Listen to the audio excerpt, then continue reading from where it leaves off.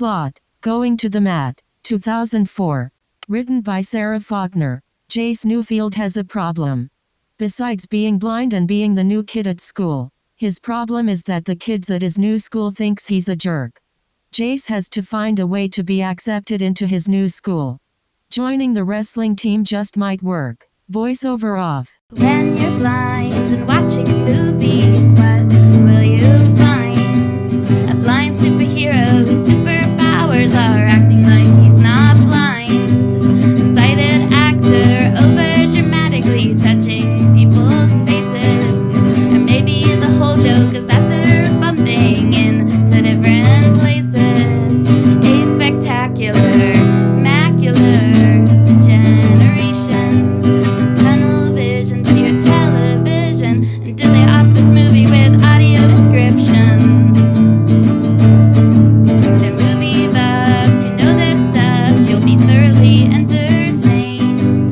Join Sky and Melissa throughout film history and Citizen White Cane. Hello. Hi. And welcome to Citizen White Cane, the podcast that watches blind movies with a chip on its shoulder the size of ableism. My name is Sky McLeod. I'm Melissa Bachta. And we are watching Going to the Mat. Yes, This week. Yes, it was my week to pick the movie, and I couldn't help it. I just felt so inspired after your choice last week. I took all of 5 minutes to Google Disney Channel original movie Blind and came up with Going to the Mat, which, like I said last week, was one of the few Disney Channel movies that I actually haven't seen.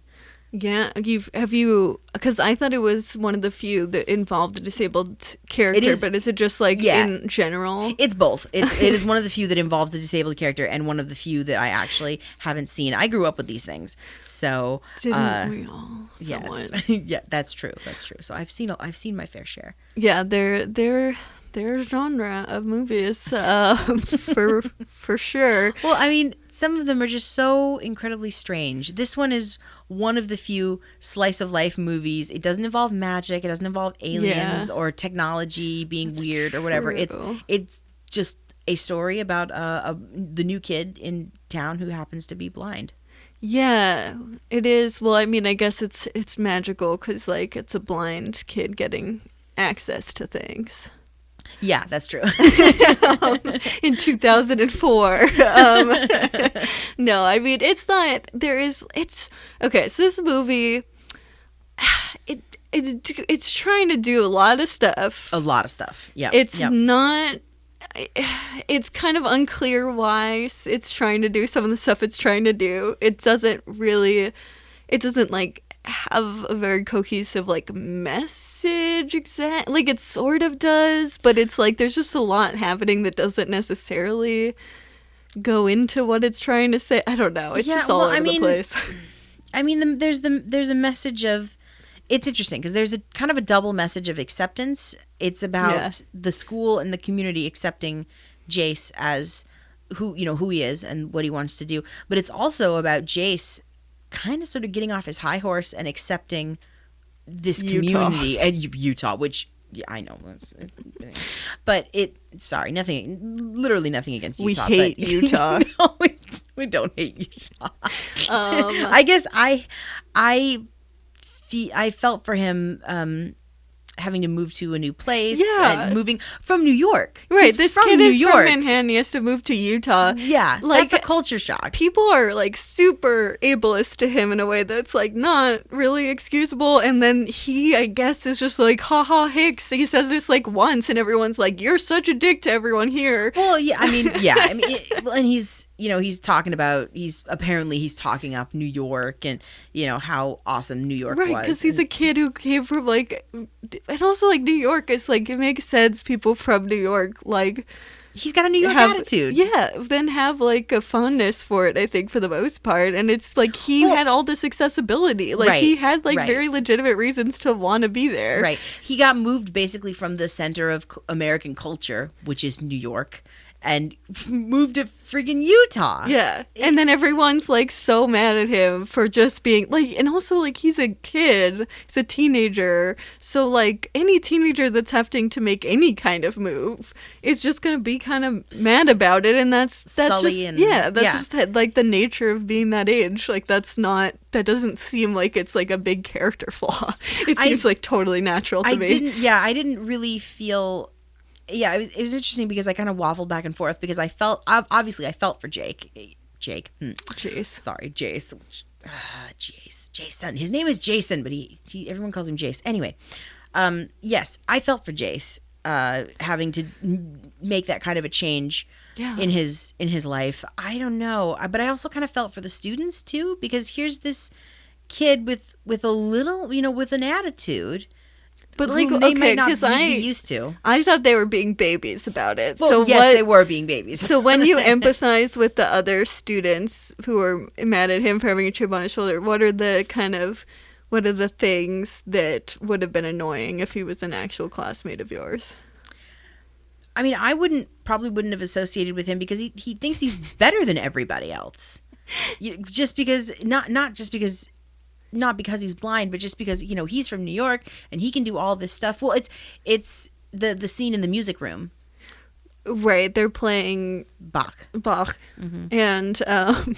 And then he does a big drum solo, which like, okay, so I kind of empathize with him in that moment because he's in a new class. He has no ability. It's not like he's like looking at the music and just not playing it and being a dick about it. He is not able to participate theoretically because he probably doesn't know what they're playing. Like but I mean, like, and I don't know if that might have been proven wrong, but that was my assumption to begin with. This is his first day at school. Right. Yes. But I also think that he would have been accommodated because we find out that the music teacher, Wayne Brady, is blind. Right. He's also blind. Yes. So I think I'm going to call him Wayne Brady because honestly, I don't remember his character's name, Mr. Fine. Something. So I'm going to call him Wayne Brady. But I think knowing that Jace is blind, he would have made accommodations for him because that's a dick move. To not accommodate a blind student when you yourself are blind. But what the accommodation usually is, you just have to memorize everything, which is just really hard and takes a lot of practice and just makes it so you have to just do a lot of extra work. But I think Jace was bored. He is Which I very would be talented. too. Yes, I would be very much. I very much too. related to him in that scene. Yeah, he's incredibly talented and gifted, and here he is playing friggin' Bach. It's not what he plays. It's not what he's good at. And if he doesn't play and doesn't know it, then he's basically, that part of the education is being taken away from him in a way, which is like, yeah, I mean, you can he can be accommodated over time. He's going to have to do extra work, but on the first day of school, even though his teacher is blind, it's still because of the nature of how these things work, he's probably not going to be accommodated on the first day of class no matter what, because his accommodation is that he needs to just memorize the whole thing. Sure. And that's that's why I gave up percussion, because I was like, I can't do this. This is just, I have to work so much harder than everyone else. It's just not fair. That's usually the story of us disabled folks. We have to work twice as hard as everybody else does. Yeah, to do a thing. Yeah, exactly. It's and so for him, he's like, I'm good at this, and now I have to just sit here. I'm already in a new place where I'm already reasonably salty about being taken away from where I knew everything and where I was accommodated and where I had people who were supportive of me, because we see that he has a friend group that's supportive of him and more accommodating to him. So yeah, very reasonable to be mad about it, and very reasonable to be understimulated in that class and feeling you're frustrated. And I mean, his confidence, it's funny because I kept being wow, I wish I had that kind of confidence when I was in high school. He is way more confident than any blind person I've ever heard of. He's just so I'm here. I'm wow, I wish I could have that confidence. Oh yeah, no, I definitely was not Jace. I wanted to blend in. I don't think a single blind person. It was also very unreasonable. I was there's not a 16-year-old blind person ever in the universe that behaves this way. We do not. None of us have that type of confidence. Well, we've been told our whole life that we're. Yeah, but you don't necessarily know that. I mean, I had other blind friends in high school that definitely were not me. They were much, much, much, much more confident and outgoing Really? than I was. In high school Yeah. with like sighted students. My little friend group, there were the 5 of us blind kids, and we were all different, and they had other friends who were sighted, but they were much more competent than I ever was. I think one of them is a friggin' astrophysicist who works for NASA now, but Would they I have don't know for behaved sure. the way Jace was? They behaved not exactly like Jace, not like, I'm here, hello, I'm the top of the town, I'm the top of everything, Right. but they were much more willing to be social and to participate. Oh, and, yeah. to just be in school. Right. Like, which, first of all, this is his first day of school. So Mm-hmm. literally, just, again, I truly believe pretty much it takes a lot of confidence even for a sighted student to be like that on the first day of school. That's who's like unlikely to be, but then add on that they're also blind. I just did not buy it. Okay, well, so speaking of like interactions and stuff, I have, because I was like, what clip are we going to use? Oh What yeah, clips can I we didn't use? even I figure it have out. one that I think we could use. So the clip that we have to play is on his first day. This is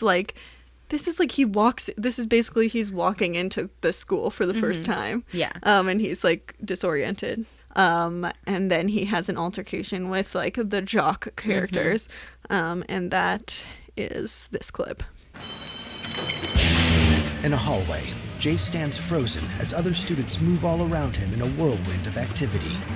Are you okay? Excuse me? Do you need any help? No, I'm all set. Moving forward, he bumps into a jock wearing a Letterman jacket. Hey, man, are you blind or something? He sees Jace's dark sunglasses. Oops, my bad. Hey, everybody.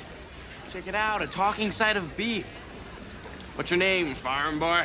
Ooh, it's one for John, one for the blind kid. Yeah. Well, I'd punch his lights out, but it looks like Somebody already Yeah, has. you know that one. I haven't heard that one since like the 2nd grade. Come on, John boy. Park your cow and take a shot. Come on, let it go. A buddy of his flicks Jace's sunglasses. Oh, where you going? I gotta go look after the cows. Ah, funny guy. Do you always make friends this easily? How big was that guy anyway? Well, not terribly big. He's just the captain of the football team. Oops. And the captain of the wrestling team. Major oops. You know, if you'd agreed to walk with me, we could have avoided this whole thing. He's just so, I don't know. I guess he just came off to me as so antagonistic for no reason. Okay, yes, Yeah. he was bumped and jostled by the jocks, which that sucks because that's happened to me and it's no fun. But he just, I don't know. You could look at it one of two ways, as in he comes off super antagonistic and he could have been a little bit more politer about it, or he can dish out.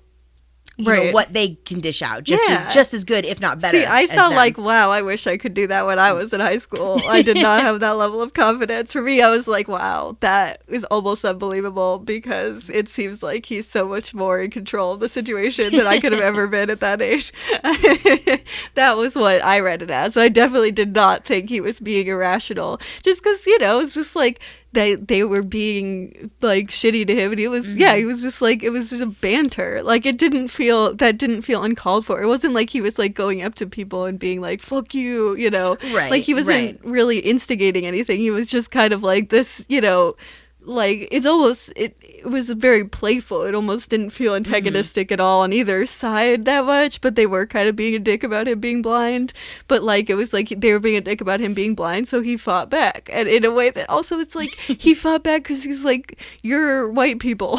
Just didn't seem like it's like the same as being ableist to me. It's just like he's calling them farm boys because he's a Utah. I mean, like that's a funny thing to me. It's not. Not the same as being like, you're blind. Like fuck you. Well, John Boy is the one that makes me giggle because it's a reference to the character from the Waltons, which was a show about a farming family, and one of the characters' name was John Boy, and this jock's name is John, so John Boy. John Boy. So. See, that's come on, like that's also again, it just felt like people I was like, you guys are being way too sensitive. It's like this is not the same level as ableism. Like you're just being kind of I do like that this movie doesn't go the route of your traditional big jock bully who is gonna, keeps picking on Jace and they're gonna have a fight. I mean, that kind of sort of happens, but not really. Yeah, So I mean, but that's that was also nice. partly because this movie is a little bit all over the place, and so it doesn't. Yes. Not a lot really fully is cohesive. Like, there just isn't that cohesive. Like, not that it would be fun to watch a movie where they go head to head, the jocks, but it just doesn't really. It's just kind of a lot of stuff in one. It's soup of just like, okay, well, I guess we just have a lot of ideas. But I was really happy to see. I think they integrated him his blindness really well into the movie because I mean at the beginning you see him playing beat baseball with his buddies. That's so cool.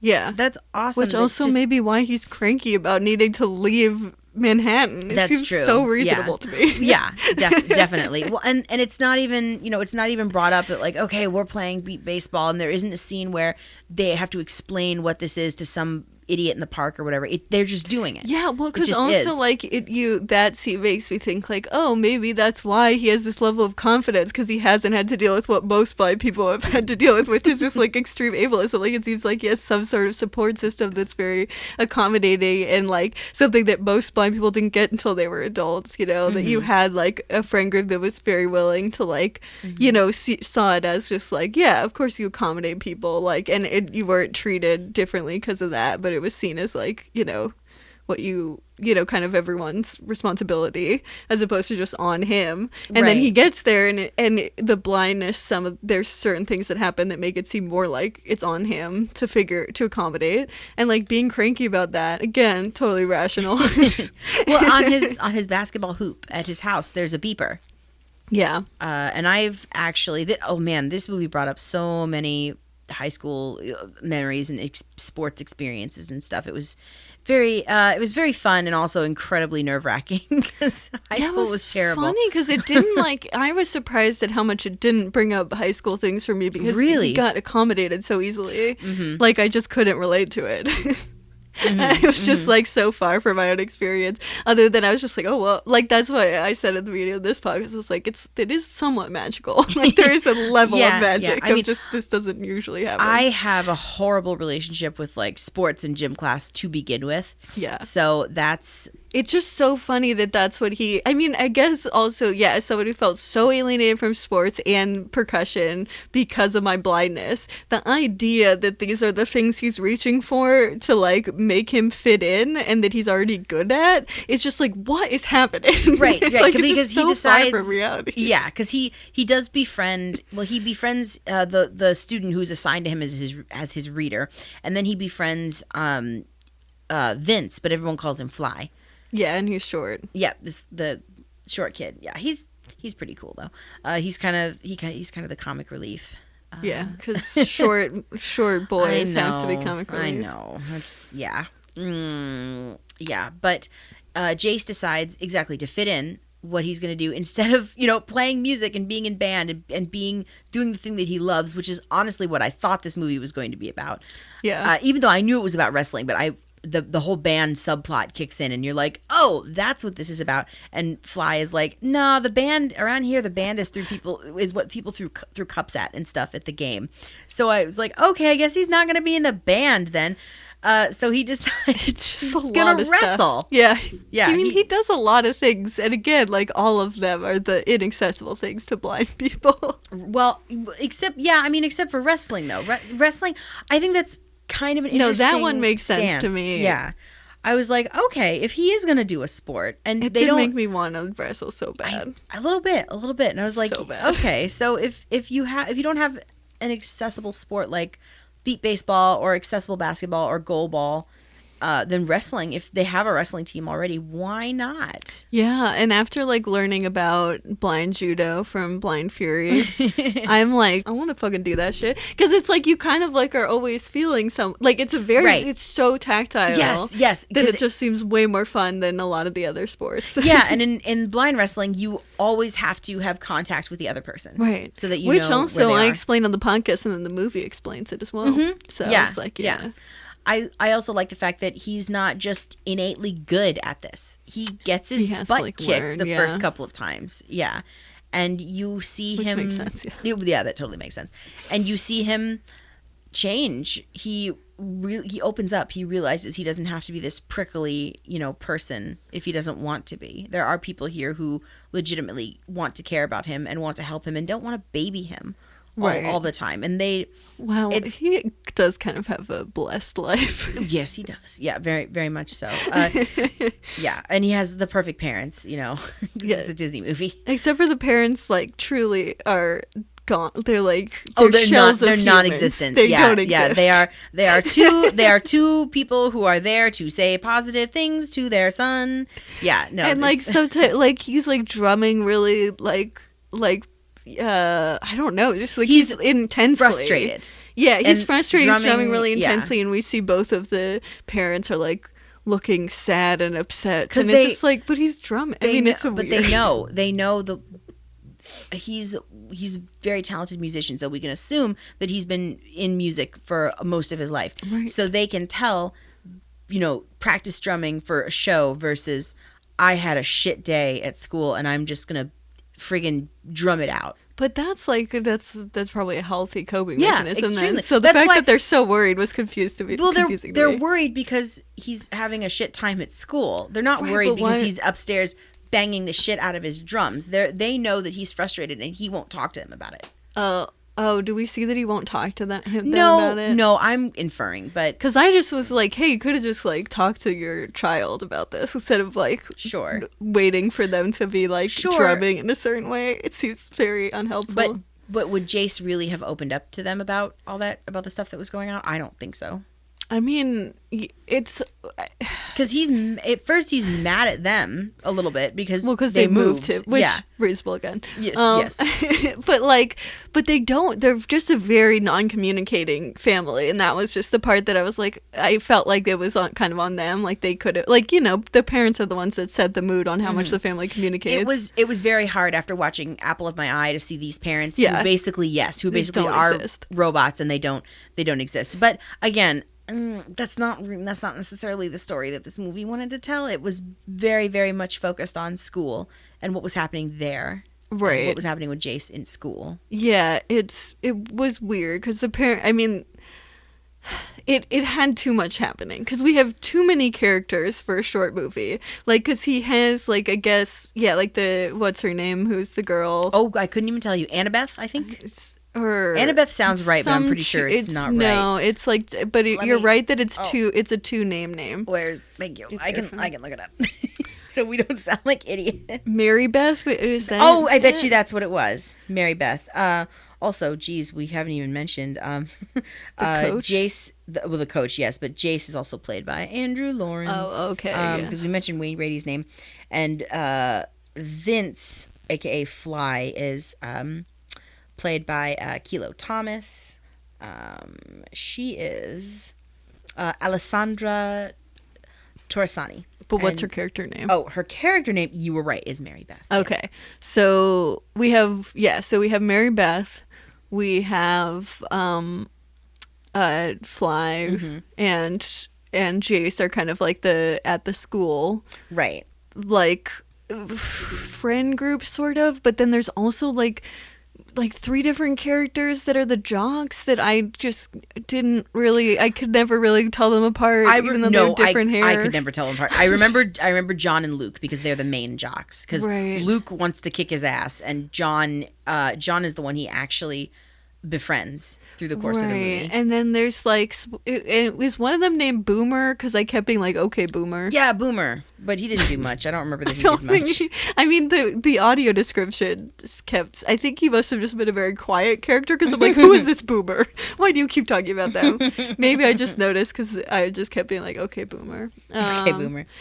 But yeah.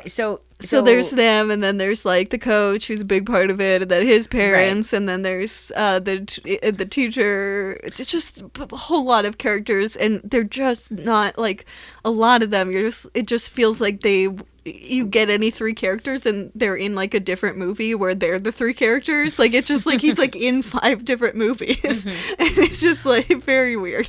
Well, Jace decides after a kind of a fraught gym class, and this is the other this is another scene that kind of sort of triggered me a little bit, because they are going to play basketball, and we meet Coach, played by D.B. Sweeney, for the first time, and they're dividing up to make teams, and then Coach realizes, oh yeah, Jace can't see, and they don't have any. Jace explains to him what he needs.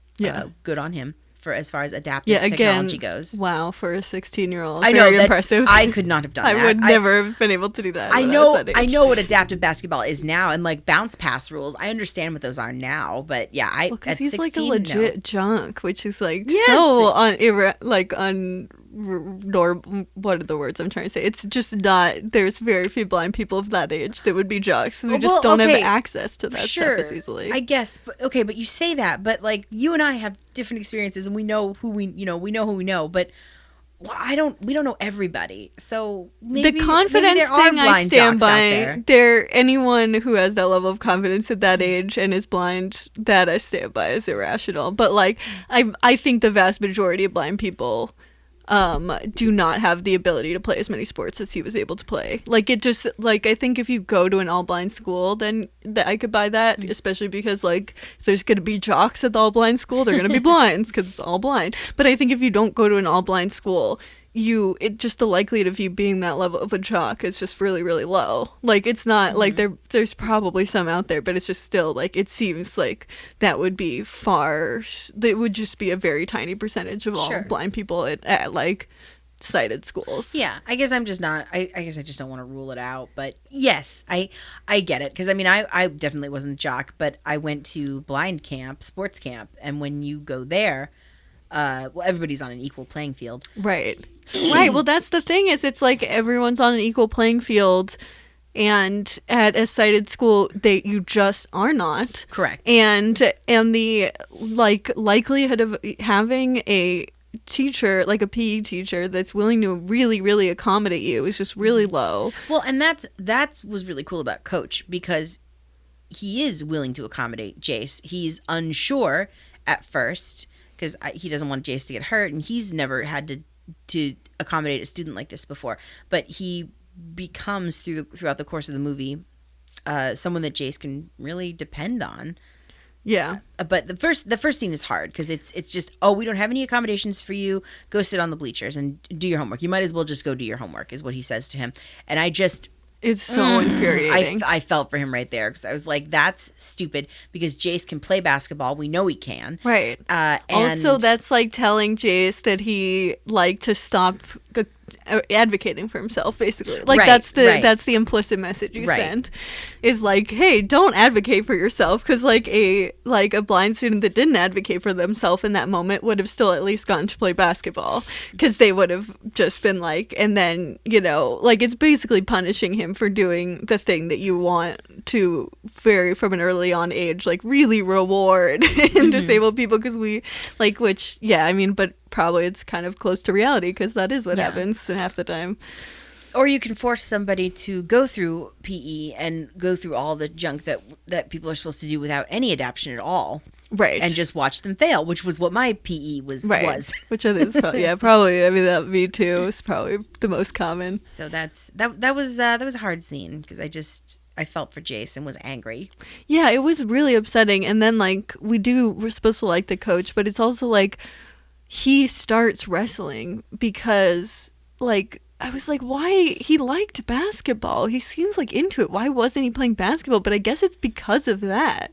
It's that, and wrestling is he finds out that blind people can excel in wrestling. But he's really good at basketball also, and Sure, he doesn't yeah. also join the basketball team. Yeah, but I think that would take much more training and accommodation for the sighted people than it would for Jace. Like, wrestling is one-on-one, and the only adaptation that necessarily has to be made is full contact.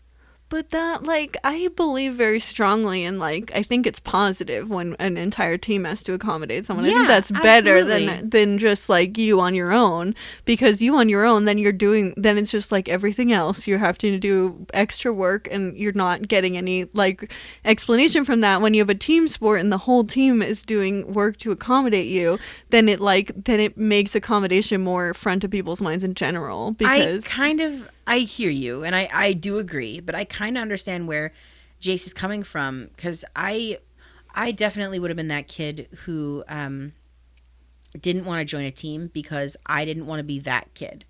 I didn't want to be the blind kid Right. on the team that has to be accommodated for, or that has to be pulled along and is there just because the kid has coach said that the kid has to be on the team. And I don't want to be the person that that nobody wants there, because I've been that person. It's not fun. That is really horrible, and it's up to the adults to make sure that's not happening. And the adults have the ability to stop that from happening, and when they don't, it's on the adults, I think. Here's the thing about high school kids. They're assholes. Yeah, I mean, like, once you're in this shouldn't have to be in high school. Like, this should be in elementary school. You should be starting kids on this kind of stuff. Here's the thing about elementary school kids. They're assholes. Elementary school kids are very different from high school kids. As someone who's, like, taught both of them, elementary school kids listen to adults in a very different way than, like, even middle school kids do. Like, they are much more, like, looking to the adults around them to kind of understand how structures work. Once you get to, like, middle school and high school, you've already, even though you don't fully know how the world works, you think you do, and, like, you are no longer really looking for that input. But in elementary school, you are still, like, most of the kids, like the vast majority, are still looking to the adults to some extent to figure out how the world works. And so it just has to be that early that you're saying, like, it's like, if you are not accommodating your classmates, that's on you. And, like, if we're going to single someone out, we don't single out the disabled person, we single out the kid who's not participating in the team and who's being a little dick. Like, that's, and then I think with elementary school kids, they're just much more willing to be like, yeah, that makes sense. Like, they take that stuff more at face values, which is why I think that you have to, like, it has to be in elementary school. Because, yeah, I think you're right that once you get to high school, it's too late, because you should have been doing this from the beginning, and that's part of the problem. And this is where I think us growing up with two different experiences comes in, because elementary school kids are assholes. Especially when it comes to sports, and they will single out the kid who can't do it or has to do it differently. But did you ever have a teacher that was like, that really was just really hard on saying, like, hey, this behavior is not acceptable? Yes. Yes, I did. Guess I'm just a better teacher than other teachers? Yes, you are. Yeah, I would have loved to have had you as a gym teacher. No, I'm not a gym teacher. I wouldn't do that, but yes. Yeah. I had two decent gym teachers in my entire elementary school through high school time. I had two of them, and the best one was in elementary school. Telling you. Yes, but he was awesome, and he kept the kids in line when he could. But the first gym teacher I ever had was the worst person, just awful. I mean, I'm not going to spend time, but I have horror stories. I mean, I cried multiple times, all of the time in this class. I dreaded this class. But then elementary school kids weren't the problem at all in that situation. Well, he didn't necessarily stop the kids from being assholes. Right, exactly, because he was a bad teacher. But that's the thing, is I'm saying this is when I'm not saying the elementary school kids should do anything differently. I'm saying that it's up to elementary school teachers to do something differently. And like that, you're kind of saying the same thing. Yeah, in a roundabout way. I think that it is that, yeah, you have to start it, like, early on, but it should never come down to like students having to figure that out for themselves because we live in an extremely ableist society. So it's just like, where are they to fucking learn to not be ableist? Nowhere, unless they're disabled themselves. And then they're still going to internalize ableism. So that doesn't even really make that much of a difference. I mean, sports and gym in general is just awful. It's a hard thing for me to talk about because I've just had bad experience after bad experience. I mean, that was my entire life. So yeah. But I would just avoid it like the plague. I luckily went to art schools, so that helped a little bit because it was just more normal to be like, fuck all of this. Yeah. So him wanting to be like, yeah, I'm gonna fit in because I'm gonna wrestle, and I'm just like, but you're a really talented musician. I don't understand why you're already good at this thing. Why wrestle? Though I did actually. It's funny because I did like doing like percussion. I was like, yeah, I get it. I get why he was like, fuck this. Well, we also see that he's great with other instruments. He's a guitar player. Oh yeah, what the fuck is up with Piano this kid? player. Where did he learn to do all this stuff? He's just a friggin' musical virtuoso. I mean, and he's good at a lot of sports. Like, these are things. I mean, blind people can be good at like music because there is, you know, we are still able to hear. So sometimes, but it's still like to figure. Like, you have to do a lot more work to learn. Like, we just have to do more work to learn everything. That's kind of a really weird synopsis of this movie. It's about this really talented blind kid who moves to Utah, who he has to be taken down a peg, you know, and get his butt kicked, and then broken down to come out on the other side to be like, oh yeah, I'm humble now, I totally get it. Except for he's not, because in the end he kind of wins and he's kind of gets better at wrestling. He does totally win in the end. Yeah. Yes. They have their big match and he wins. But sort of, yeah. Actually, he loses technically, but his school wins. Yes, you're right. Sorry. So, which I liked that. I liked that he. But then, right? I don't know. It doesn't make any sense. Why would him getting better at wrestling and then being able to beat people more easily? Why is that taking him down a notch? Seems like the opposite. Well, because he I guess he has to start over at something that he is no good at, and he becomes a more humble and a more kinder, well, not kinder, because I don't think he's a bad person, but he becomes a more humble and open person because he's so good at everything, which means he's been through this like 10 times, like, because there's no way he just instantly picked up the drums. And like, you know, you could when I was younger, I did like really take to the drums and loved it, but it still was a lot more work. Like, it was very hard to learn. Like, it wasn't just because I had a natural, like, I did have a natural talent in some ways for it, but like, I still had to work super hard. That's why I quit, because it was just more work than I could handle, even though I was actually naturally better at it than a lot of the other kids. It was just taking me a lot more work because I had to memorize everything.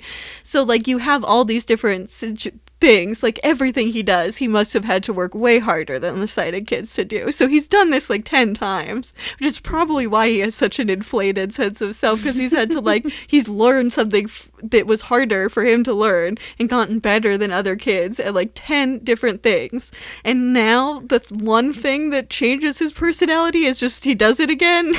He does the same thing he's probably done like 10 times. I guess I'm just trying to figure out why. Why would you start a new thing and do something that you're really not good at when you have all this other stuff that you can do that you're already good at? Actually, I like that in general. I think that's cool. I think that's a cool choice to make. I think it's not a choice that most elementary schools, most high school students would make. I think like that's a little more uncommon as not blind students, but just like in general. I think as a high schooler, if you're good at something, that's what you're going to try to lean into. But I think in general in life, if you're good at other stuff, it is cool to like do something that you might have some skills that will go into, like, because he's not coming completely from scratch, because he has like some like athletic abilities, but he's still like really kind of starting at square one in a lot of the ways for wrestling. And that, like, I think that, that's cool. Like, I think that's a cool thing for him to do, and I think that's a good thing to live by. But it is weird because he also like kind of has to give up everything else, which is like, and I guess that's why I was like, oh man, you know, this is why would you? Because music is so amazing and you're so good at it, and I guess I just kind of I guess I just felt for him. yeah. Well, because he gave, but it was weird because it just seemed like everything he did, he was just running into like institutionalized obstacles, but had gotten very good at everything. And then it was just like that seemed pretty consistent throughout the movie. Like you just didn't really feel like he really grew in any real tangible way, other than he just got better at wrestling. yeah, and it does follow the formula of sports movies in general. Sports movies are underdog movies. You don't want to watch a movie about someone who's just great at this sport. They should do that someday. They do. They're called sports documentaries. Oh yeah, I guess that's true. Yeah. Well, how do they make it narratively interesting? I'm sure. I don't know. I don't watch sports documentaries. But yeah, I mean, you do still want. Yeah, you want to watch an underdog story, of course. I think it was just like it felt like a mess because it was like, yeah, it followed like in some ways you could map it on to like the normal story, but then it just really wasn't very coherent. It was just it just still didn't really feel like he learned how to do it, and it was like it's about dance, and so he was like taught how to dance, and it just really felt like they were just like 10 different people were like, here's an idea, and then they were like, okay, we'll put that in somewhere, it's just like it didn't, like in the end you were like, what? Okay, so like it was just a long meandering thing, and then you have to have, and I felt this was very forced, you have to have some kind of a romance between Jace and Mary Beth. Yeah, like that really can be cut out of the story. That is because he kisses her at one point, and I'm just like, no, it was not good. In what world? No. And I'm not saying that a romance couldn't blossom between these two characters. Absolutely. But their relationship is presented as platonic. Yeah. Well, there's also, I kept being like, there's a weird power dynamic and that she's his reader. So, mm-hmm. But I mean, like, at least reader is not that big of a deal. And she's also showing him how to dance and stuff. But which those are not super. I mean, but it was. I hated their first kiss because she was like, "Do whatever you want" or something to him in like some conversation about sports or something, and then he just kisses her and she's like, what was that? And he's like, well, you said to do whatever you want. And I was like, that's not cool not charming at all. That should not be presented as charming. Exactly. This was 2004, but still, yeah I just think that it wasn't necessary. It was just another plot line that was just right. Exactly. Okay, there's so many things going on here. Let's not, because then you also have, he has to repair his relationship with Wayne Brady, the music teacher. Right, because he's like really salty, which also like I'm just like, it seemed like they were again just kind of bantering. It didn't really feel like there was actual animosity on either side. And I feel like I had a blind teacher, I would probably like I would like joke around with them and like kind of like be I don't know what the right word would be, but there's like a kind of like playful antagonism that seems not that big of a deal to me, but then they're like, they actually hate each other. I had a science teacher in school that had a blind son, so she knew in high school, so she knew exactly what I was going through, so we could joke and talk and have those conversations because we were basically on the same level. But I never really thought that they absolutely hated each other, but I didn't think they liked each other a whole lot. Which is weird, because I guess I was also just relating to what's his name, the teacher, Wayne Brady. I just don't want to say the wrong name. I think his name is actually Mason or Mr. Mason or something like that. So but Wayne, I related to him probably more than Jace in that moment, because I never had even remotely a blind teacher or anything relating to that. I did not think you were allowed to be a teacher. I thought that was something that once you're diagnosed as blind, they do not let you do that. So, which I don't know, might still be a little bit of truth to that, because it's harder to get a degree if you're blind. But I don't know. But I'm sure there are blind teachers, but like I think there's a lot more hoops, because like college is just harder for us anyway.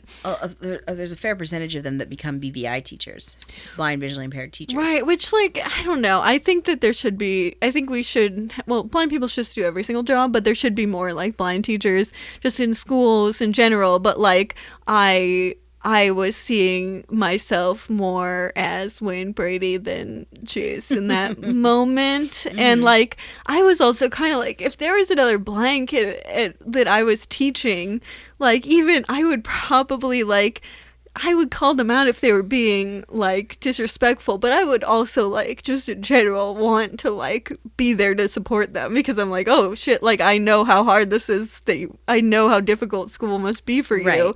and I like you probably don't have a lot of solidarity here, and I would absolutely want to be that person, and I would try to go out of my way to like have some solidarity with them and make them feel like they had options, because that's all I wanted when I was a kid. Like, so just the idea that he'd be like, blind student, like I'm just gonna be kind of like dishonor when you kind of did something, you acted out in a way that is not super destructive. Like, it was annoying, but it wasn't really that destructive. Well, okay, here's the thing about Wayne Brady's character that threw me for a loop. So he wears the sunglasses, which obviously is trademark film language for blind, but I don't think you want to see him use a cane. You see him guide himself on the by the walls of the school. Yeah, so I'm it's like, weird. okay, fine. So he's been teaching at this school for a long time. So he just Right, knows, he knows the building. it, but he wouldn't That's walk fine. like that if he knew it so well. No. Even in the first scene when you see him, didn't think that he was blind, and then you see him with his sunglasses on, and then almost every really? Yep, and then almost every subsequent scene after you see him with sunglasses. Okay, so all right, so he's blind, but The way he walks over to Jace, he's obviously blind. really, okay, I must not have picked up on that at all. That's so I funny. was also super excited to see Wayne Brady. Oh yeah, maybe. I was just like, love him. why is this is his classroom, but he seems like he just needs a cane. Like the way he was walking, I was like, this Right. is obviously a blind person that needs a cane. Get the man a cane. Jace uses a cane.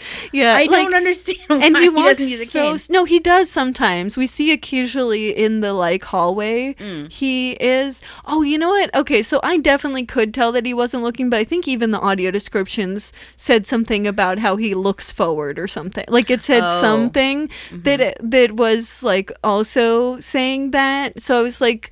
But I think I clocked it visually first. I was like, oh, weird, he looks blind. And then the way the audio descriptions read it, I was like, I guess we're not supposed to know exactly that he's blind, because they didn't say he was blind. Right. Until the moment where he reveals the big reveal. The big reveal that he's By the way, blind. I'm also blind.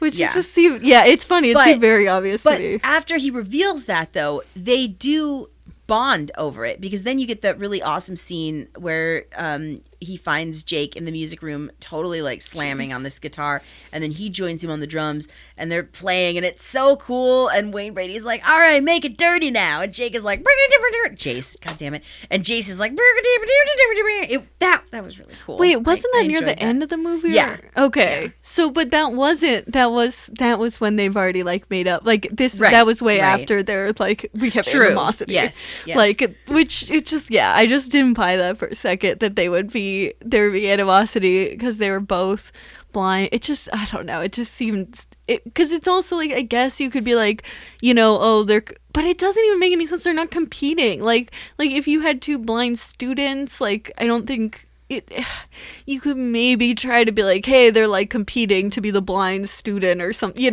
like there's some sort of weird like sense that they have Competition or to something. be competitive, I don't which I mean, like, yeah, it can sometimes happen when you're in a small minority. You feel like it's just like the world makes it feel like there's only room for one of you, and so you feel like you have to compete. But it's a teacher and a student. There's no competition there. They're in completely different playing fields of like, the dynamics. So that doesn't really make any sense. Like I just did not understand why they would be there would be animosity there. Well, we do have to go through the whole coach only put you on the team because you're blind. Right. thing. This is like a big thing. Yeah, the jocks are always picking on him about the coach only hired you because you're handicapped. You don't deserve to be here, and so you have to. And Jace believes it for a little bit. Yeah. And then realizes, no, I've worked harder than all of y'all. I definitely deserve to be here. Yeah, which that was a weird thing because it was like there's a kernel. I mean, it's like kind of not a kernel, but it's like based on something that is real. But it just felt a little weird and forced to me. Like it never felt natural, that entire subplot with him being like it just all felt overstated, and like usually those things are not stated at all. Like usually those things are kind of an implicit thing, which I guess, it's a movie, so I guess you have to do something. But even you could show it more implicitly without, like, because they keep being like, you're on the team because you're blind, and then at one point he's like, he goes up to the coach, he's like, hey, you only put me on the team because I'm blind. And then the coach is like, it's not because he's blind. You know, like, it's just like every single thing that just people are just not, there's no subtlety whatsoever. It's like, I don't think it's ever like this. Like, I think it's usually a lot more subtle than this. Well, okay, I can speak to you only did blank because I'm blind, because I've gone through that all of my life. Well, if you had people, they've just point blank said that to you? Yes. Yeah.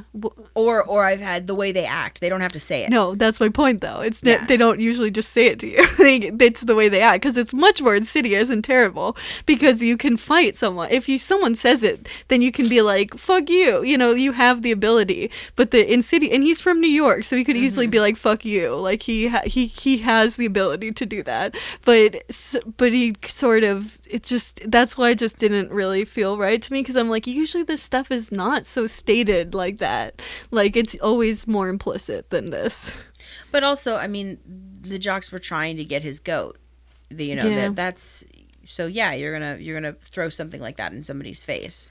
But you would think his New York attitude, I mean, really, you would think that he would have more of the personality to, like, just say things like that to them, because they're like from Utah, so they're probably gonna be a lot more like passive about these things. Well, and John Boy the jock is never, he's the one that Jace actually befriends pretty quickly in a series of really fun little scenes. Jace is awesome at Spanish. That's established early on, that he's actually really good at Spanish, and a lot of the team members. Because how could he be bad at anything at school? I know, right? Whoa, whoa, whoa. Yeah, and John Boy is shit at Spanish, so they enter into this like tutoring relationship, and they're like, hey, Jace is like, Jace. Jace is like, hey, you're bad at Spanish. I'll teach you some Spanish if you can, maybe help me out with my workout routine and teach me some moves. And John Boy is like, yeah, sure. I mean, I enjoyed that. I liked that. No, that was cute. That not all the jocks on the wrestling team are just jerks. Yeah. There's a couple that are actually really nice. There's they're pretty generic, so it's extremely very hard generic. I kept forgetting which one was which. They all just melded into one person by the end, to be honest. Especially because this movie was throwing way too much at us for there to be like a and they it is like a complicated dynamic on the team. So I was like, no, this is too much information. There's no way we can absorb this. The characters are not well enough defined. I kept forgetting which one was which.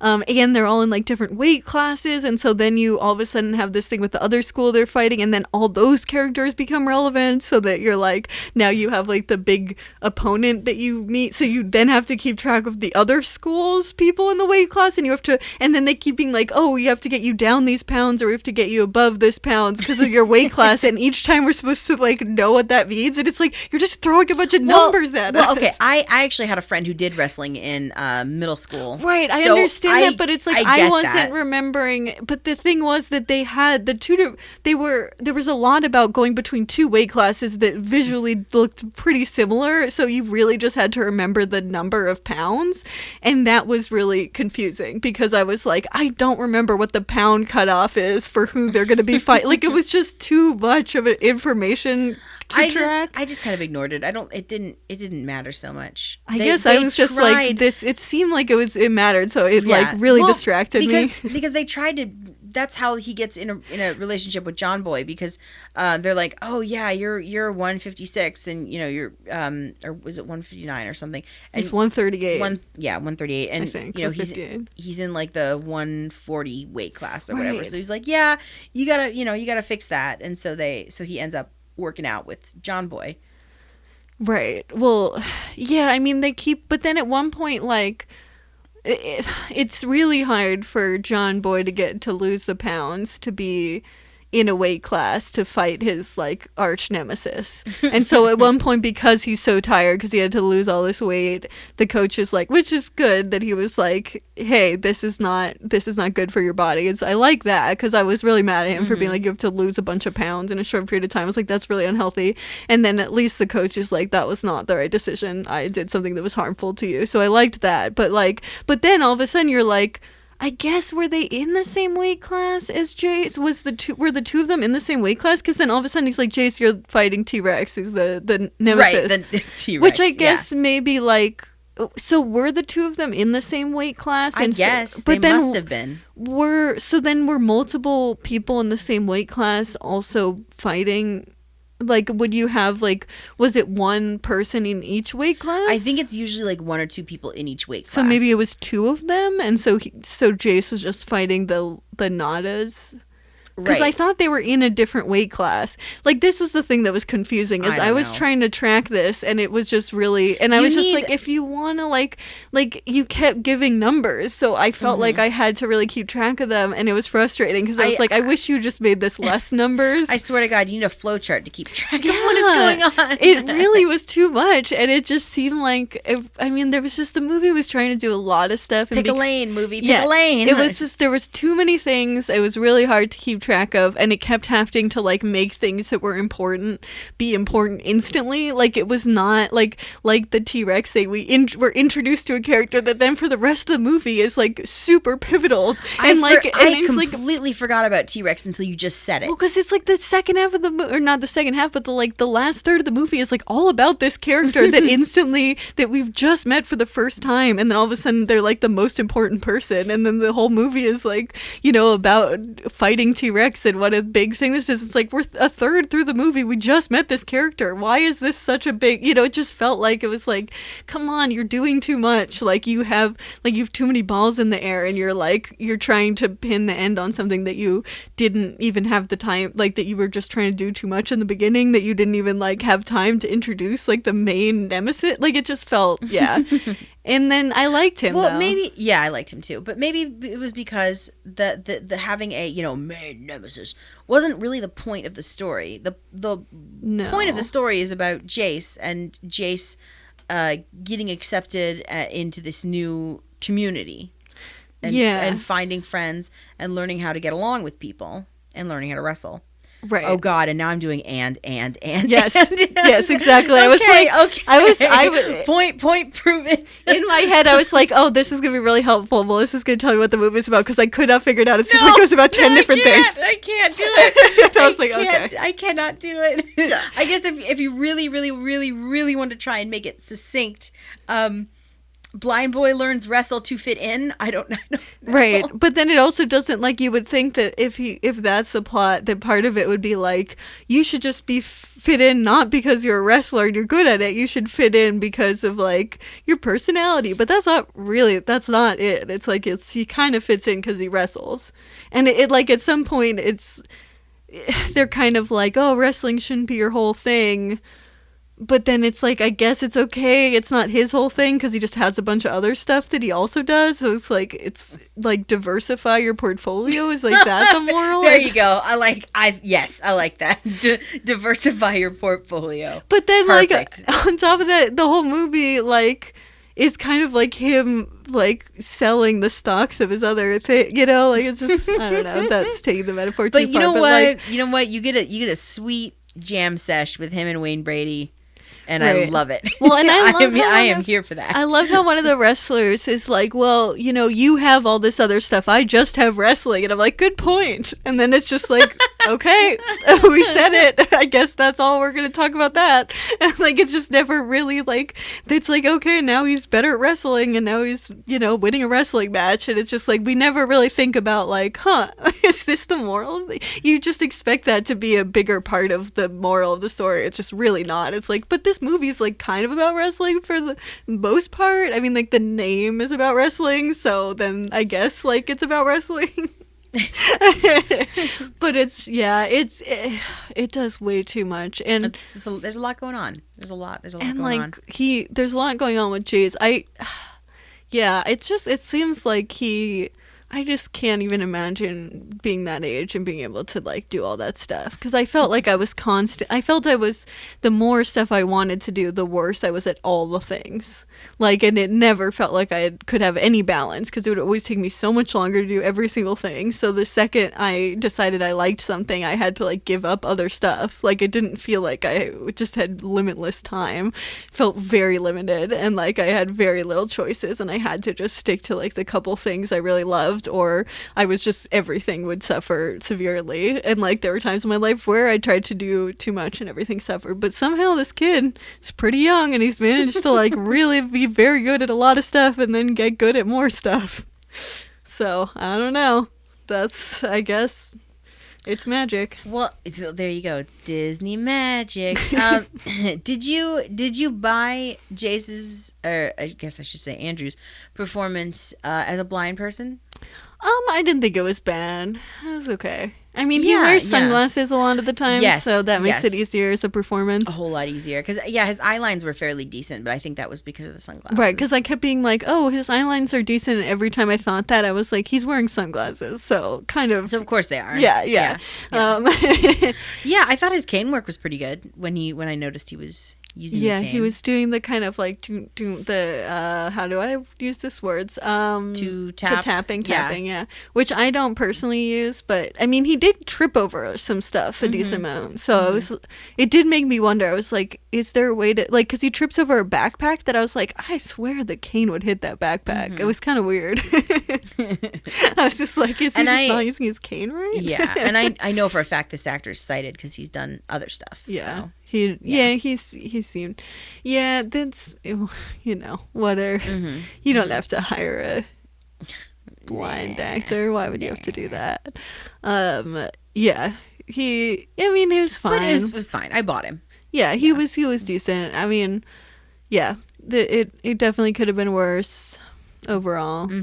I mean, and we had the obligatory face touch between him and Mary Beth. I forgot about that. That was so horrible. That was the worst. I was like, this is the worst face touching we've had. Yes, and we've had a lot of face touching. Yeah, we've had a lot, and I do think this is the worst because it was, first of all, this girl who's like the most, like, just basically attracted, like, just the most, like, conventionally attractive person at that age, like someone who I'm sure, like, was totally fine. She said something about being like a she-Hulk or something. What is she? No, it's worse than that. A she-beast. A she-beast. She says, oh, you must think I'm just this horrible she-beast. No, she doesn't say. She says that he must like her because he does not know that she's a horrible she-beast, which is so much worse. Yes, you're right. And I'm like, are you kidding? You're like the Disney blonde. You're just gorgeous. Like, stop. Like, she's just like such a, and like the idea that someone who looked like that would think that is ridiculous to me. Like, I'm sure in high school people found her attractive, and because she's very conventionally attractive, it's not even like she's unconventionally attractive. She's just like, like blonde, blue-eyed, like conventional attractiveness. She never ever gonna feel that way in real life. It just seemed, I was like, there's people who are actually fucked over for the way they look, and she would never in any circumstance be the person who's like treated badly. So then we have this like tiny little like, oh, you shouldn't be worried about the way that you look thing, and I'm like, oh, good. And, right, because he's not like, well, your personality, or I mean, like, even though that would be stupid too, but he's not like you should, I'm a blind person, like, looks don't matter that much, you should, you've already worked so hard on who you are, which I guess no, this just a terrible scene in general. But like, it's the worst thing is that he's like, I'll touch your face and then I'll tell you you're conventionally attractive, because right, and it's still visually, and then the music swells and he's like, you're so beautiful. Yeah, no, what if you could actually tell how attractive someone was by touching their face? You can't. Yeah. You literally like can't. That, like, visual attractiveness so visual, yes. And like, you can have, I mean, like, someone can be attractive in the way that they feel, but it's not, you're not touching their face. Like, that's not how it works. I mean, it's like when they hold you or something, like, it doesn't make any sense. No. Yeah, could have done without that whole thing. Yeah, and that's the whole romance subplot. Just could have done without that. Yeah, she's also not that interesting of a character. No, she's kind not. Of like, she's one of the characters that just is really underdeveloped, but the movie feels like she's more developed than she is. She is, yes, exactly. She's there to be a cheerleader. She's there to be Jace's sidekick, to teach him everything she knows, because she comes from a wrestling family, so that he can get better. Right, and her dad, we didn't even mention that her dad is the coach. Oh, you're right. Oh my God, I completely forgot about that. Yes. Yeah, because it's like, it's also easy to forget because weirdly, even though they're both kind of main characters, they reference it like a handful of times. But it's like, it's also, you're like, what? Like, it doesn't seem to serve any narrative purpose either. Like, really? I think like they keep acting like it's serving a narrative purpose, but then you're like, why does he need to be her dad? It seems just kind of like random. I guess because she's like, hey, you should do wrestling. So I guess it's just to introduce him to wrestling. She introduces him to wrestling. I also like that. I think she's the one who tells him that he's fighting T-Rex. Like, there's one thing where it's like the coach should have told him that, but she tells him something that's like very specific to the wrestling team. You're like, why didn't the coach tell him that? I don't know. It's just very silly. But yeah, I don't know. This movie, it's all over the place. It's all over the place. It's innocuous. It's fine. Yeah, it's fine. It's fine. It definitely was not as much of an amazing surprise that Apple of My Eye was. Like that, I would actually show to somebody. Yeah. This one is fine. It was fun. It was fun to watch for this, but honestly, I will forget about it after we're done talking about it. It's pretty forgettable. It doesn't have any. It's not super. Cohesive. I could sit here and talk to you and recommend you 5 or 6 other Disney Channel original movies that you should watch before this one. Yeah. To be honest. This was like written by like, it feels like it was written by like 10 people that were like committee. on a Zoom call. Yeah, I bet because they weren't really communicating with each other. I bet you that's how a lot of these are written, is on committee. No, it definitely, it definitely was. They put a bunch of plot holes in a blender, and then like whatever it decides to shit out is what this movie's about. Ta-da! We did it. It's which is kind of sad because the Disney Channel movies that I really like are actually really good. There's 1 or 2 that I have some reservations about that I still like, but they're actually really good movies. Do they have more cohesive idea of what they're about? Yes, absolutely. There isn't 5,000 things happening. I still stand by this, that Miracle in Lane 2 is the best movie that they've put out, the best Disney Channel original movie, and that one is actually about a disabled character. Yeah, it was definitely not very well put together as a movie. I feel like, I don't know, it could have been better. The best I can muster up is it was fine. Yeah, it was fine because it was fine.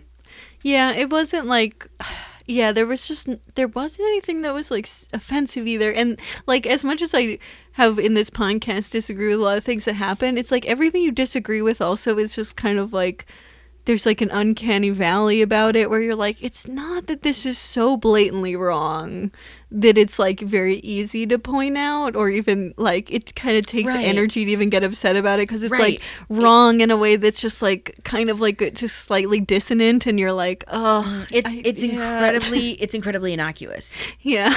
I mean, exactly. There are things that they could have done better, but there's no reason to get fired up over it. Right, it's not like fine. Offensive. Yeah, exactly. It's like, I think they treated the blind characters with dignity and with respect. They weren't the joke. They weren't made to be laughed at. They were real people.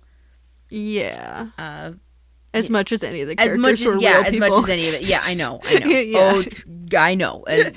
As much as what we're working with. They weren't less of real characters than the blind characters. Yeah, no, I agree. There's really nothing to get my boots in a twist over. I don't. That's not a saying. I just literally made that up. I have no idea. I love that. Yay, my boots in a twist. No, it's fine. It's fine. Yeah. Do you want to go to ratings? Yes, we're there. We're circling that. Yeah. I can go first. Yeah, go for it. Okay, so I'm gonna give this movie a 20/50. Okay, fair, yeah. I mean, it's definitely, it doesn't feel right to give it like 20/20 or below that, because it feels like it did some stuff. Like, I feel like it shows like certain ways that he's accommodating the different sports. I think that stuff was cool as a way to like be in the movie. So, it's a Disney Channel movie, so like kids are going to be watching this, and it's like, oh, okay, so this is like, instead of being like, oh, blind people can't do this stuff, like it shows that they are able to do this stuff. There's a weird subplot with this reporter that we didn't really talk about. Oh my god, yes. It's like very bizarre, because it's like the reporter is like, oh, it's a interest story because but it's like he's never saying it's because he's blind, but everyone's like, but we all Jace know, is like, we all know that's why he wants to interview Jace. Yeah, which is like, it's kind of funny because it's like, it's like, okay, I guess this is like sort of an inline perspective to be like, he's just a normal kid, like you're making a big deal out of something that shouldn't be a big deal. And so like yeah, I agree with that. The way it's dealt with is just very bizarre. It's just like, it just feels weird because then at the end all of the teammates are like, oh, I didn't know he was blind, as a joke. But it's like, this doesn't feel like, this is not a good resolution to this. No, I would have done the piece. Honestly, I would have done it, but I would have made sure that the whole team is interviewed. And I would have... Well, that's what he says. And then... Right. So, and then the reporter goes around to the other teammates and is like, hey, what do you... And then they're like, oh, is he blind? I didn't know he was blind. It's interesting because I think the fact that, that if Jace wants it, the fact that he's blind should be, acknowledged, but he doesn't want it. So... Right, which is like that... Yeah, I mean, it's fine. This stuff is more complicated. I feel like this movie is like... It just takes something that's a little bit more like complicated and makes it super simple, and then the way it resolves it feels really wrong because it's just like, I'm like, so the idea is, oh, he's the same as everyone else, where it's like, no, he had to work harder. Like, he should have recognition for the fact he had to work harder than y'all. And so you all just being like, we're doing something obviously great by pretending like he's not blind. I'm like, that does not solve any problems. It's like a lot of blind people, I mean, I would be pissed off if my teammates did that. I would not be like, hey, cool thing. I'm like, no, I'm blind. Like, why are you saying that? Like, it's rude. It's interesting because I've definitely been there, and I don't know. I guess it just depends on the situation. Because on the one hand, I felt really great about it that my friends completely accepted me. No matter what, that's awesome. But I've also been in a situation where I was a camera person working on a TV show in college, and my whole shtick was how my boss would introduce me. He's like, "Hey, and this is our other camera person over on camera one. Did you know she's blind?" Oh my gosh! And I'm like, I just want to get my $50 and do my job. Okay, it's fine. So it's hard. I get it. It's a weird line to have to walk. Right, because and it's like you don't want to lose control over the story, I think, is the big thing. Like, I was a blind camera person, but that's why I always wanted to make my own stories, because I'm like, if it's going to come from a blind perspective, I want it to come from a blind perspective. Yes. And I wanted to be in control of that. Like, so I think that like wanting to be in control of the story is fine, but again, like if the moral is that if that was actually what that whole subplot was about, him being in control of the story, then the solution is not just to have his teammates deny who he is. Right. Like, that doesn't make any sense. It's like the opposite of what should be happening. What should have happened is Jace should have been like, yeah, I'm blind, so what? And the teammate, yeah, he's blind, so what? Yeah. Like, he's just another member of our team who happens to be blind. So yeah, exactly. Don't deny him his identity. Right. That's and almost maybe worse. You could even say like, yeah, he has to work harder. It's dumb. Like, that he has to work harder. Like, but this is something that's really accessible, because it's also like there are like other blind kids who are like, I can't wrestle because I'm blind, no one's going to accommodate me. So having a story about him is going to be potentially open up like the door to other blind kids. Yeah, because that's how he got inspired. Literally, he was reading an article about a blind kid who excelled in high school wrestling. Right. So like, it's actually helpful. Why wouldn't you do that? Right. Yeah. So there is like, it bothered me, and it's also like, it definitely was like that feeling of like, oh, I don't even see that you're black or whatever. It's just like, that's not helpful. That's not really how you solve offensive. that. It's like not, it's you pretending, thinking you're being light when you're actually being like just as offensive as anything else. So so that was weird. But anyway, then all to say, I think 2050 is a fine score. Yeah. I'm going to give it 2090. Okay. And I have two reasons why. Wayne Brady. And so is it just his two names or the two reasons? Yep, that's it. Okay. Wayne Brady. I agree with everything. I agree with everything that you said. Yes, just absolutely. Wayne Brady. Okay, fine. And the second reason is the jam sesh is just super charming, and I was like really getting into it. I really enjoyed it. Yeah. And just hearing Wayne Brady say, "Make it dirty now." Yeah, I'm a sucker. So, yeah. But no, I think 2090 is totally fine. I think a 2050 is totally fine. Would I show this to another blind person? Meh. Sure. I don't know. If someone came up to me and specifically asked, is there a Disney Channel original movie about a disabled person? I would say yes, Miracle in Lane 2. Is there a Disney Channel original movie about a blind person? Yes, actually, it's Going to the Mat, and it's actually pretty good. So I would do that, but I would be like, it's a movie. It's fine. It's fine. It's fine. Tried to do a lot, didn't totally work, but it's not offensive. Yeah, but I didn't want to bang my head against the wall when I was watching it. I was engaged. So yeah. So 2090, and that's what I'm sitting at. There's a blind character. There's two blind characters. There is. Yep. Come for two blind characters. Exactly. Yeah, so I think this is a very hard movie to have any strong opinions about. It's pretty much impossible to have a strong opinion about this movie. But yeah, I think we did the best job we can. We learned how to talk about this movie throughout the podcast, which is funny, Perfect. which is very cool, because it's not like we haven't done that 34 other times. Yeah, so that is Going to the Mat. Also, you couldn't remember the name when you were introducing it last week. I titled the episode when I was making the file for it. I titled it wrong. I had to go back, and I was like, oh, why am I not finding Taking It to the Mat? And I was like, nope, not the name of the movie. Going to the Mat. Yep. Going to the Mat. So everything about this movie is kind of just a similar vibe of it's kind of forgettable, and there's just a lot happening. It's hard to really keep track.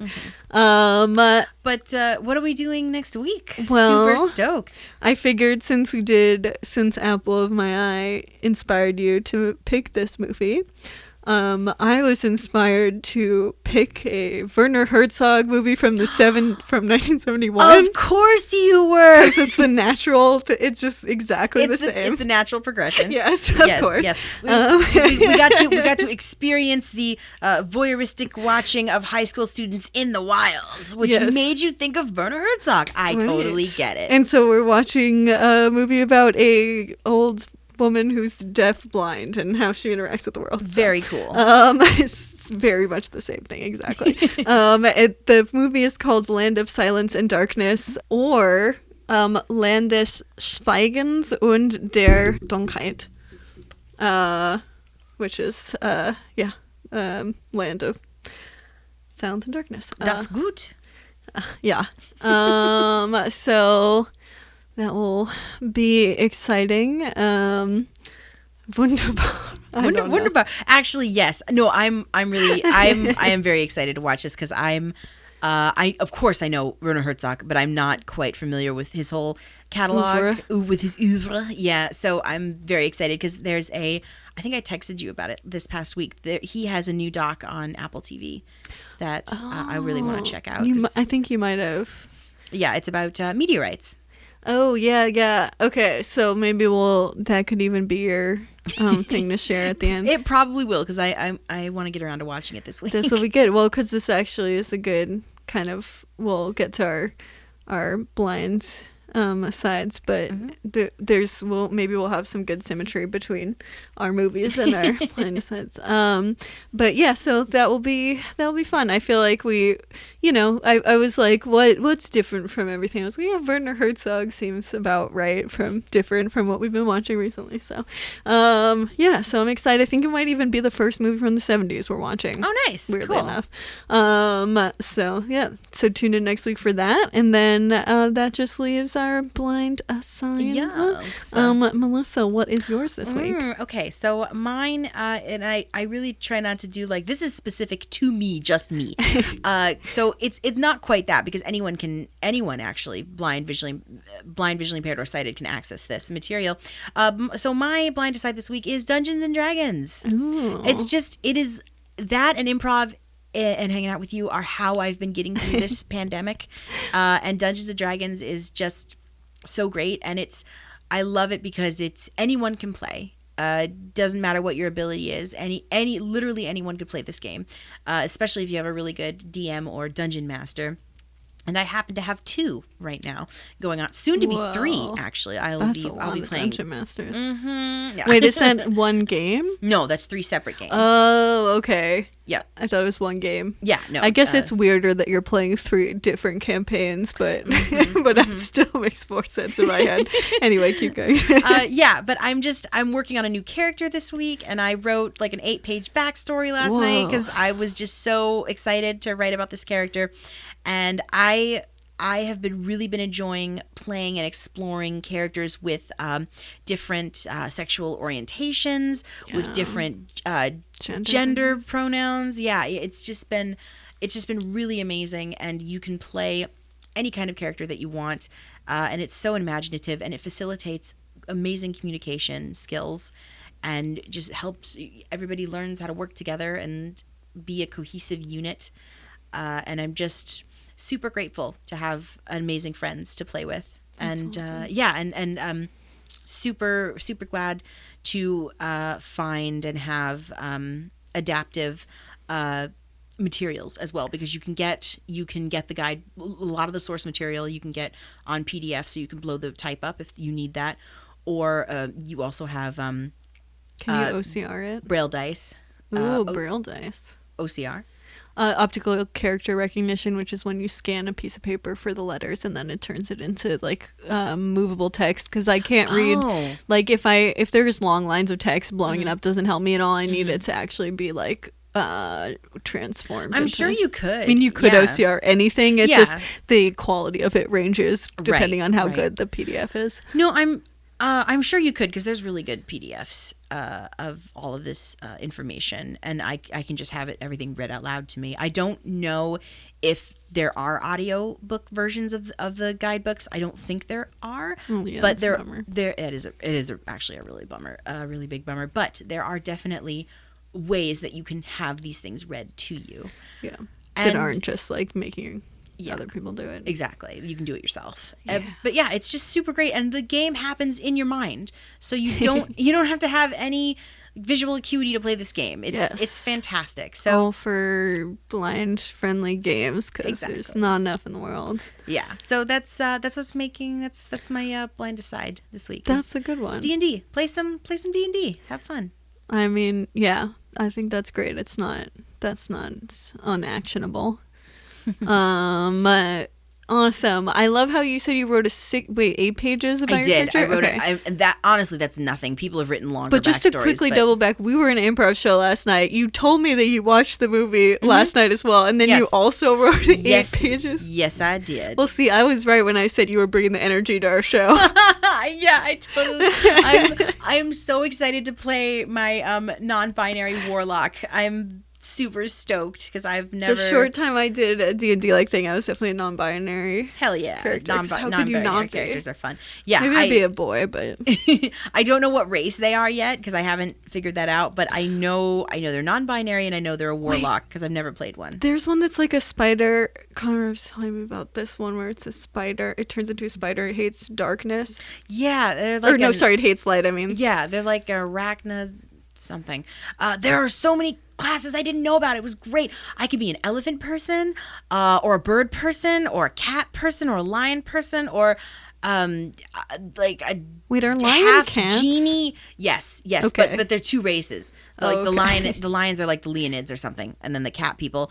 I always want to call them Khajiits, but that's cat people from Skyrim. It's not very technically different. D&D. Yeah, so I don't know, but it's so cool. There are so many different choices to choose from besides, human, dwarf, elf, halfling, and there's nothing wrong with those classes. I've played all of them. Well, not all of them, but I've played a lot of them. Sorry. I've played a lot of them, but there are so many new ones. That's cool. That look like fun. Gotta start. I'm a part of some campaign at some point. It'll be fun. It is a lot of fun. So yeah. Awesome. Play some D&D. Yep. My blind aside this week, since we're in Disney Plus, we're going back to the aunts. Mine is a little bit like later. It's like 09, 2010. But mine is Jonas, the Disney Channel original show from 2009, 2010 about the Jonas Brothers. This is a show that my sister and I were obsessed with because it is like it was just one of those things where it just felt like it was just too weird to be on the Disney Channel, and it was so great because it still had to like have some Disney Channel things, but then it would just be very weird and subversive. And like the show, I read at one point the show was pitched as like a mix between Flight of the Conchords and the Monkees. Oh, that's amazing. This is way too cool to be on the Disney Channel. Yes. Also the fact that we both know what both of those things are makes me so happy. Well, of course. But so if you like those two things, Jonas is like that. Plus, there is some things that make it on the Disney Channel, so you have to like go in, expecting it to be something that was on the Disney Channel. But that's the only caveat that I have. It's very fun and just very both silly and like they kind of play with the fact that the Jonas Brothers, they'll just like all the time whenever they need like a pen or something, they'll just randomly be like this dissonant screams of like girls, and then like pens will fly at them, and there's just like weird things like that. It's really fun. That's insane. Yeah, I might have to check this out. It's really great.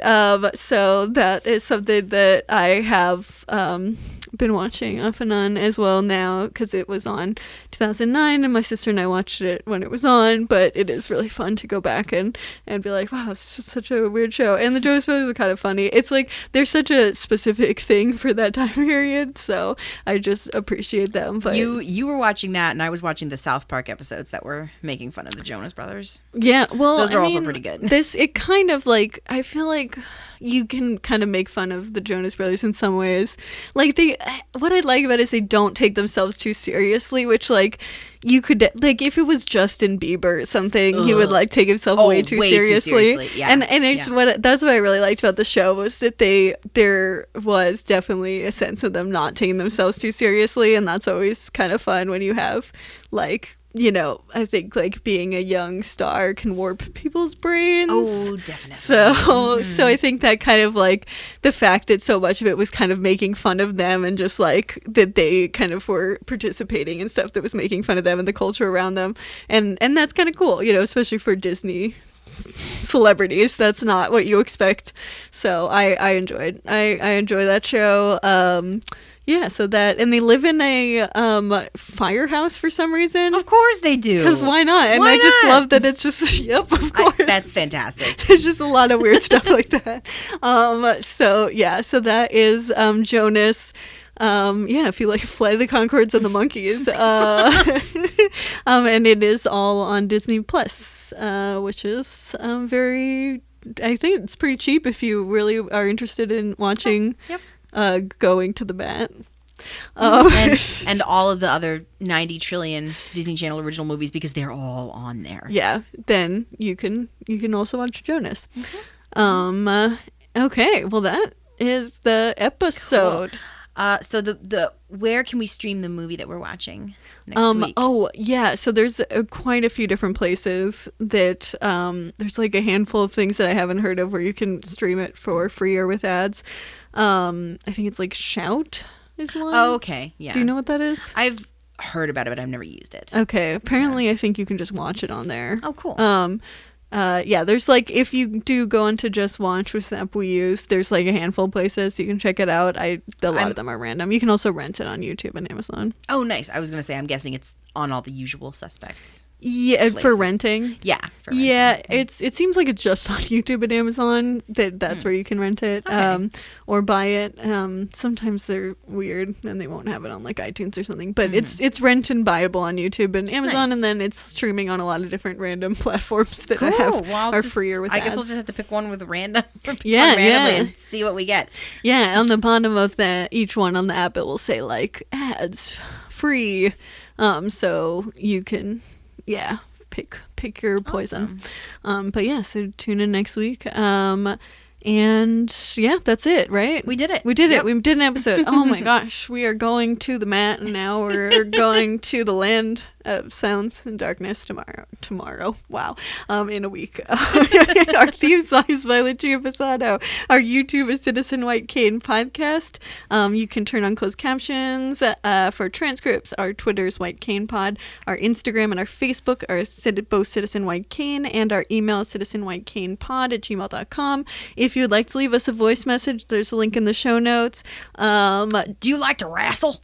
Yeah. Were you like a blind kid that literally did absolutely everything that anyone could possibly do? Was Wayne Brady your music teacher? Yeah, and was blind Wayne Brady your music teacher? Was blind Wayne Brady your music teacher? If any of those are true, or you just have, or you just want to like speak like Werner Herzog for a while and leave us a voice message, the link is in the show notes. Subscribe to the podcast. Yes, please. You can rate it 5 stars, or you can tell your friend to listen to it if you don't want to rate it 5 stars. So don't rate us less than 5 stars. And do all the things. And come back next week. We're gonna get some Herzog. It's gonna be real exciting. I'm very excited. See you then. Bye. Bye. Citizen White Cane. Coach Rice smiles proudly as his team runs out onto the mat. Cheerleaders and wrestlers swarm around Jace. Mary Beth gives him a hug, then Luke and Boomer heft him up onto their shoulders.